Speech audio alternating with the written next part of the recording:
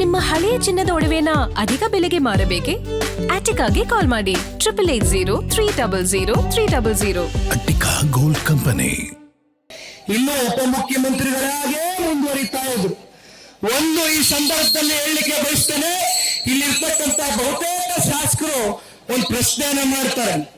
ಒಕ್ಕಲಿಗರು ಮುಖ್ಯಮಂತ್ರಿ ಆಗಿರ್ತಕ್ಕಂಥದ್ದು ನಿಮ್ಗೆ ಸೇರಣೆ ಇಲ್ಲ, ನೀವು ಸಹಿಸ್ತಾ ಇಲ್ಲ ಅಂತಕ್ಕಂಥದ್ದನ್ನ ಸುಳ್ಳು ಕಥೆಗಳನ್ನ ಕಟ್ಟದ್ ಬಿಡಿ. ಇಲ್ಲಿ ಯಾವ ಒಂದು ಬಡ ಒಕ್ಕಲ್ತನ ಮಾಡತಕ್ಕಂಥ ಪ್ರತಿಯೊಬ್ಬ ಬಡ ರೈತನು ಕೂಡ ಇವತ್ತು ಆ ರೈತನ ಮಗನ ಜೊತೆಯಲ್ಲಿ ಇವತ್ತು ಮಣ್ಣಿನ ಮಗ ಸನ್ಮಾನ್ಯ ದೇವೇಗೌಡರು ಸಾಹೇಬರು ನಿಂತ್ಕೊಳ್ತಕ್ಕಂಥ ಒಂದು ಧರ್ಮವನ್ನ ಇವತ್ತು ಪಾಲಿಸುವಂತದ್ದಾಗಬೇಕಾಗಿದೆ. ಆ ಒಂದು ಧರ್ಮವನ್ನ ಪಾಲನೆ ಮಾಡ್ತಾ ಇದೀವಿ ಹೊರತುಪಡಿಸಿ ನಾವು ಒಕ್ಕಲ್ತನ ಮಾಡ್ತಕ್ಕಂಥ ಬಡ ರೈತರು ಪ್ರತಿಯೊಬ್ಬನು ಕೂಡ ಒಕ್ಕಲಿಗ ಇದ್ದಾನೆ, ಅಂತರ್ವ ಜೊತೆಯಲ್ಲಿ ನಿಂತ್ಕೊಳ್ಬೇಕಾಗ್ತದೆ.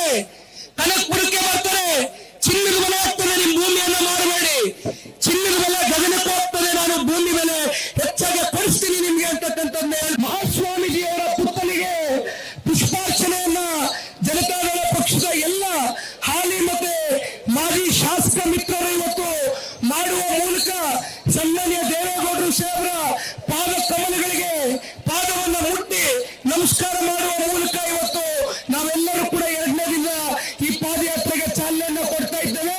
ಈಗಾಗಲೇ ಸಮಯ ಸಾಕಷ್ಟಾಗಿದೆ, ಆದ್ರೆ ಕೆಲವೊಂದಷ್ಟು ವಿಚಾರಗಳು ಇವತ್ತು ನಿಮ್ಮ ಮುಂದೆ ನಾನು ಇಡ್ಲಿಕ್ಕೆ ಬಯಸ್ತೇನೆ. ಈ ಭಾಗದ ರೈತರ ಜೀವನಾಡಿಯಾಗಿರ್ತಕ್ಕಂಥ ಸಣ್ಣ ಮತ್ತೆ ಅತಿ ಸಣ್ಣ ರೈತರ ಸಂಖ್ಯೆ ಇವತ್ತು 7,841 ಎಕರೆ. ಈ ಕೃಷಿ ಪ್ರದೇಶದಲ್ಲಿ ಯಾರು ಕೂಡ ಅತಿ ದೊಡ್ಡ ಶ್ರೀಮಂತರುಗಳಿಲ್ಲ, ಎಕರೆ ಗಟ್ಟಲೆ ಭೂಮಿಯನ್ನ ಹೊಂದಿರತಕ್ಕಂಥ ರೈತರಿಲ್ಲ. ಎಲ್ಲ ಸಣ್ಣ ಮತ್ತೆ ಅತಿ ಸಣ್ಣ ರೈತರುಗಳು ಇವತ್ತು ಬದುಕನ್ನ ಕಟ್ಕೊಂಡಿದ್ದಾರೆ. ಎಷ್ಟೋ ಜನಕ್ಕೆ ಇವತ್ತು ಸ್ವಂತ ಭೂಮಿ ಇಲ್ಲ. ತಾವೆಲ್ಲ ಕೇಳ್ತಾ ಇದ್ದೀರಿ, ಈ ಭಾಗದಲ್ಲಿ ಬೆಂಗಳೂರು ನಗರಕ್ಕೆ ಸರಬರಾಜಾಗ್ತಾ ಇರ್ತಕ್ಕಂಥ ಹಾಲು ಹತ್ತತ್ರ 6 ಲಕ್ಷ ಲೀಟರ್ ಇವತ್ತು ಹೈನುಗಾರಿಕೆಯ ಮೂಲಕ ಉತ್ಪಾದನೆ ಮಾಡ್ತಾ ಇದ್ದಾರೆ.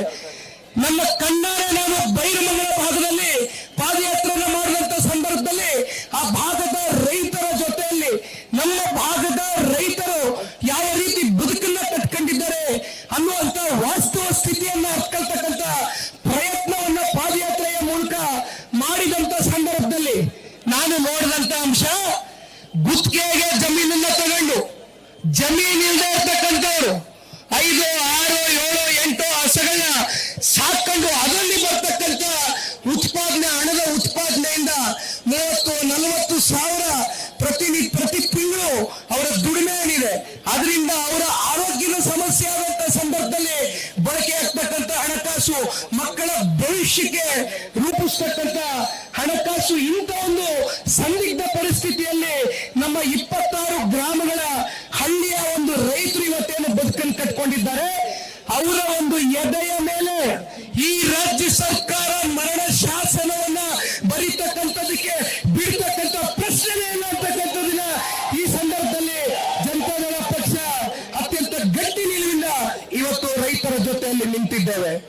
ತಾವೆಲ್ಲ ನೋಡ್ತಾ ಇರ್ಬೋದು, ಈಗಾಗಲೇ ಮಾನ್ಯ ದೇವೇಗೌಡರು ಸಾಹೇಬರ ಮಾತು ಅವ್ರ ಗಮನಕ್ಕೆ ಒಂದು ಮಾತನ್ನ ಹೇಳಿದ್ರು.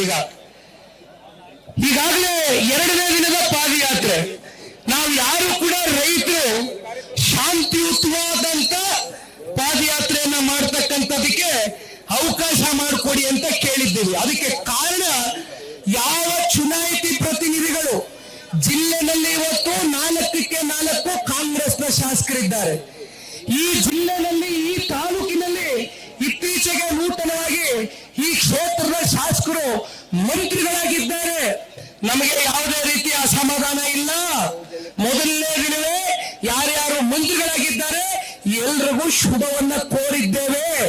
ಆದರೆ 516 ಅಲ್ಲ, ಇವತ್ತು 517ನೇ ದಿನದ ಈ ಒಂದು ಪ್ರತಿಭಟನಾ ಸ್ಥಳಕ್ಕೆ ರೈತಾಪಿ ವರ್ಗದ ಹೆಣ್ಮಕ್ಳು, ಹಿರಿಯರು, ಯುವಕರು ಇವತ್ತು ಮಳೆ, ಚಳಿ, ಗಾಳಿ, ಬಿಸಿಲು ಎಲ್ಲವನ್ನ ಬಿಟ್ಟು ಅವರ ಪಿತ್ರಾರ್ಜಿತ ಆಸ್ತಿಯನ್ನ, ಫಲವತ್ತಾದಂತ ಭೂಮಿಯನ್ನ, ಅವರ ಸ್ವಂತ ದುಡಿಮೆಯ ಭೂಮಿಯನ್ನ ಉಳಿಸ್ಕೊಳ್ತಕ್ಕಂಥದಕ್ಕೆ ಆ ಪುಣ್ಯಾತ್ಮ ತಂದೆ ತಾಯಂದ್ರು ಸುದೀರ್ಘ 1 ವರ್ಷಕ್ಕೂ ಹೆಚ್ಚು ಕಾಲ ಇವತ್ತು ಬೀದಿಯಲ್ಲಿ ನಿಂತಿದ್ದಾರೆ.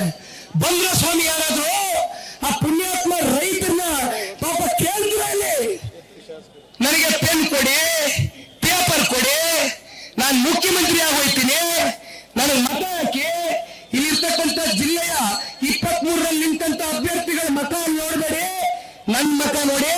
ಈ ಜಿಲ್ಲೆಯಲ್ಲಿ ಜನಿಸಿರ್ತಕ್ಕಂಥ ನಾನು, ಈ ಜಿಲ್ಲೆ ಮಗ ನಾನು. ನನಗೆ ಪೆನ್ನು ಪೇಪರ್ ಕೊಡಿ, ನನಗೆ ಮುಖ್ಯಮಂತ್ರಿ ಆಗೋ ಅವಕಾಶ ಇದೆ ಅಂದ್ರಿ. ಮಾನ್ಯ ಮುಖ್ಯಮಂತ್ರಿಗಳೇ, ಡಿ.ಕೆ. ಶಿವಕುಮಾರ್ ಅವರೇ, ತಾವು ಮುಖ್ಯಮಂತ್ರಿಗಳಾಗಿದ್ದೀರಿ. ದೇವೇಗೌಡರು ಸ್ವತಃ ಇವತ್ತು ಸಾಹೇಬರು ಅವರ ಬಾಯಿನಲ್ಲಿ ಹೇಳಿದ್ದಾರೆ, ಒಳ್ಳೆ ಕೆಲಸ ಮಾಡಿ ಅಂತಕ್ಕಂಥದ್ನ ಹರಿಸಿದ್ದಾರೆ ದೇವೇಗೌಡರು ಸಾಹೇಬರು. ಮೊದಲನೇ ದಿನವೇ ಕುಮಾರಣ್ಣ ಅವರಾಗ್ಲಿ, ನಾನಾಗ್ಲಿ, ದೇವೇಗೌಡರು ಸಾಹೇಬರಾಗ್ಲಿ, ನಮ್ಮ ಪಕ್ಷದ ಯಾವುದೇ ಒಬ್ಬ ಕಾರ್ಯಕರ್ತ ಆಗ್ಲಿ ನಾವು ಹೊಟ್ಟೆ ಕಿಚ್ಚುಪಟ್ಟಿಲ್ಲ. ಒಳ್ಳೇದು ಮಾಡಿ ಈ ರಾಜ್ಯದ ಜನತೆಗೆ ಒಳಿತಿನ ಮಾಡಿ ಅಂತಕ್ಕಂಥದ್ನ ಬಯಸಿದ್ವಿ. ಆದ್ರೆ ನೀವು ಮಾಡ್ತಾ ಇರ್ತಕ್ಕಂಥದ್ದೇನು ಸ್ವಾಮಿ? ಪೆನ್ ಕೇಳಿದ್ರಿ, ಪೇಪರ್ ಕೊಟ್ಟಾಯ್ತು, ನಿಮಗೆ ಸೈನ್ ಮಾಡ್ತಕ್ಕಂಥ ಅಥಾರಿಟಿ ಕೊಟ್ಟಾಯ್ತು. ಯಾರ ಪರವಾಗಿ ಇವತ್ತು ನೀವು ಸೈನ್ ಅನ್ನ ಮೀಸಲಿಟ್ಟಿದ್ದೀರಿ? ಆ ಸೈನ್ ಅನ್ನ ಇವತ್ತು ಮಾರಾಟಕ್ಕೆ 35,000 ಕೋಟಿ ಇವತ್ತು ಈ 2 ಪಂಚಾಯತ್ಗಳ ಪ್ರದೇಶದಲ್ಲಿ ರೈತರ ಬದುಕಿನ ಜೊತೆ ಚೆಲ್ಲಾಟ ಆಡಿ ಅವರ ಭೂಮಿಯನ್ನ ಕಿತ್ಕೊಂಡು ಅವರನ್ನ ಬೀದಿ ಪಾಲ್ ಮಾಡಿ ಯಾವುದೋ ಒಬ್ಬ ರಿಯಲ್ ಎಸ್ಟೇಟ್ ಬೆಲ್ಲೆಕೋರರಿಗೆ ಇವತ್ತು ಅನುಕೂಲ ಮಾಡಿಕೊಡ್ತಕ್ಕಂಥ ಒಂದು ವಾತಾವರಣ ಸೃಷ್ಟಿ ಮಾಡ್ತಾ ಇದ್ದೀರಲ್ಲ, ನಿಜಕ್ಕೂ ಇದು ನಿಮಗೆ ಶೋಭೆ ತರುತ್ತಾ? ಬಹಳ ಜನ ಕೇಳ್ತಾ ಇದ್ದಾರೆ ಪಾಪ, ಇಲ್ಲಿರ್ತಕ್ಕಂಥ ಜಿಲ್ಲೆಯ ಅವರ ಸಹಪಾಠಿಗಳು, ಅಕ್ಕಪಕ್ಕದ ಜಿಲ್ಲೆ, ಇದೊಂದೇ ಜಿಲ್ಲೆ ಅಲ್ಲ, ನಮ್ಮ ಪುಟ್ಟರಾಜಣ್ಣ ಇಲ್ಲೇ ಇದ್ದಾರೆ, ನೋಡ್ತಾ ಇದ್ದಾರೆ. ಪಕ್ಕದ ಮಂಡ್ಯ ಜಿಲ್ಲೆಯಲ್ಲೂ ಯಾರ್ಯಾರು ಏನೇನ್ ಮಾತನಾಡ್ಕೊಂಡು ಬಂದಿದ್ದಾರೆ ಅಂತ. ಒಂದು ಮಾತನ್ನ ಹೇಳ್ತೇನೆ, ಈ ಒಂದು ಹೋರಾಟ 517ನೇ ದಿನಕ್ಕೆ ಇವತ್ತು ಕಾಲನ್ನಿಟ್ಟಿದೆ. ಹೋರಾಟದ ಮೊದಲನೇ ದಿನ ಪ್ರಾರಂಭಿಕ ಹಂತದ ದಿನದಿಂದಲೂ ಕೂಡ ಸನ್ಮಾನ್ಯ ಕುಮಾರಣ್ಣ ಅವರ ಆಶೀರ್ವಾದದಲ್ಲಿ, ದೇವೇಗೌಡರು ಸಾಹೇಬರ ಮಾರ್ಗದರ್ಶನದಲ್ಲಿ ಹಲವಾರು ಬಾರಿ ನಾವು ಹೋರಾಟದ ಸ್ಥಳಕ್ಕೆ ಬರ್ತಕ್ಕಂಥದ್ದಷ್ಟೇ ಅಲ್ಲ, ಇವತ್ತು ಮಾನ್ಯ ದೇವೇಗೌಡರು ಸಾಹೇಬರಿಗೆ 94 ವಯಸ್ಸಾಗಿರ್ಬೋದು. ಅವರ ಮಾತನ್ನ ಹೇಳಿದ್ರು, ಕೈ ಕಾಲಿಗೆ ವಯಸ್ಸಾಗದಷ್ಟೇ, ಮನಸ್ಸಿನ ಇಚ್ಛಾಶಕ್ತಿಗೆ ವಯಸ್ಸಾಗಿಲ್ಲ. ರೈತರ ಪರವಾದಂತ ಬದ್ಧತೆ 1% ಕೂಡ ಕಮ್ಮಿ ಆಗಿಲ್ಲ ಅಂತಕ್ಕಂಥದ್ನ ಅಪ್ಪಾಜಿರವರು ಹೇಳಿರ್ತಕ್ಕಂಥ ತಾವು ನೋಡಿದ್ದೀರಿ.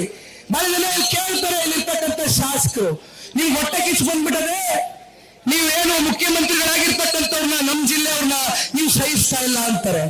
ನಾವು ಹೋರಾಟ ಶುರು ಮಾಡುವಾಗ, ರೈತರು ಬೀದಿಲಿ ಪ್ರತಿಭಟನೆಗೆ ಕರೆ ಕೊಟ್ಟಾಗ 517 ದಿನ, ಎಷ್ಟು ತಿಂಗಳಾಗದೆ ಈ ಜಿಲ್ಲೆಯ ಮಾನ್ಯ ಮುಖ್ಯಮಂತ್ರಿಗಳ ಸ್ಥಾನವನ್ನು ಅಲಂಕರಿಸಿ 3 ತಿಂಗಳ 2 ತಿಂಗಳ ಮೊದಲನೇ ದಿನದಿಂದ ಹೋರಾಟವನ್ನ ರೈತರ ಪರವಾಗಿ ಮಾಡ್ಬೇಕಾದ್ರೆ ಅವರು ಇನ್ನೂ ಮುಖ್ಯಮಂತ್ರಿಗಳ ಆಗಿರಲಿಲ್ಲ ಸ್ವಾಮಿ. ಗ್ಯಾರಂಟಿ ನ್ಯೂಸ್, ಸುದ್ದಿ ಖಚಿತ, ನ್ಯಾಯ ನಿಶ್ಚಿತ.